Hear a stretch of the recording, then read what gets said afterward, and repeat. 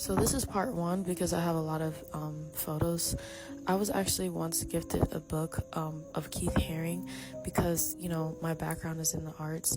I always known Keith Haring to be a 90s artist who made these images with fashion, but if you had his book, you would see that there's many interesting symbols.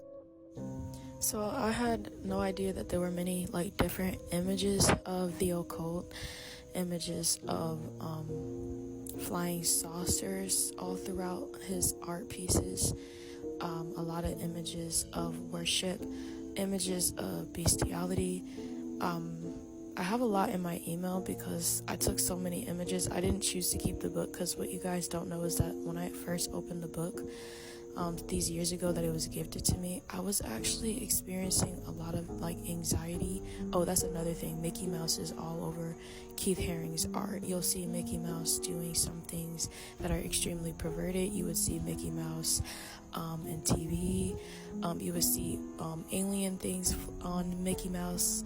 I find it interesting that when there are certain acts that are done, whether a person is sleeping with an animal or doing something perverted, a lot of times there would be a flying saucer over it, almost as if it's acknowledging or anointing it.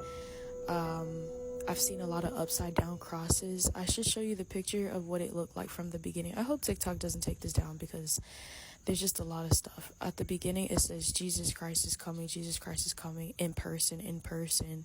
So there's a lot of religious texts, religious imageries, images of the Bible, images of upside down cross. And some people might look at this art and be like, oh, this is very disturbing. But if you really pay attention, you can really see that a lot of it, I think, shows how the mind control of certain things that we watch, stimulations, TV. There's a lot of demonic imageries. There's just a lot. So I can do another video on Keith Haring if I show him in his popular works. Some of you guys will know, but all of this is for teaching purposes and for introduction. I hope once again that TikTok doesn't take this down. I should have said a disclaimer. There's a lot of very sexual imageries, very, very, very sexual imageries, which is also very big. When I first, if I ever expressed to people that I liked Keith Haring, I didn't know that he was into all of this stuff. While I was reading his book, he said some things he didn't know he was making. He was just under the influence of psychedelics and LSD drugs. I find it interesting that all of this came out of psychedelics and LSD drugs. I really do believe that in many ways he was a Freemason.